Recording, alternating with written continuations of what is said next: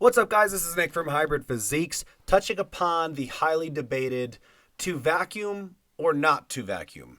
And there essentially is no right or wrong answer. Now, when you're competing, the objective is to look the most aesthetic and the most muscular to your capabilities. Now, Chris Bumstead is kind of famous now for his vacuum pose.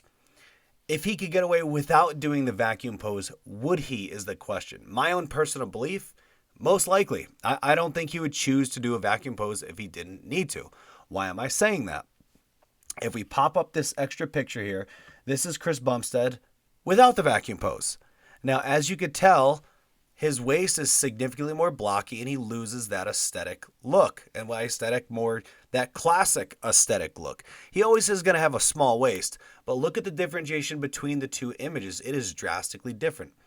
And that's because while completing a vacuum, you're accentuating your rib cage as well as your lat width. So it gives you the appearance of having a really, really wide upper body, a really, really small waist.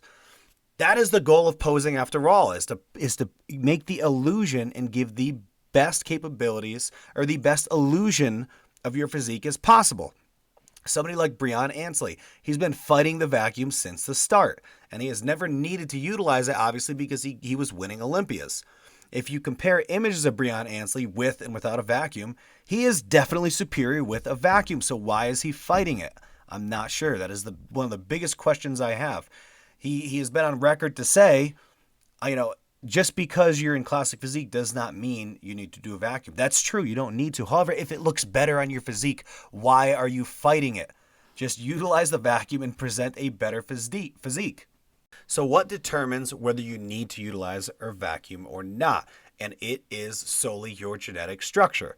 It is not something you can train to make your waist significantly smaller or make your lats significantly wider. Well, I shouldn't say that. You can certainly make your lats a little wider and your waist a little smaller. However, depending on your muscle insertions, kind of gives you the telltale or tell-all whether or not you should be utilizing the vacuum or not.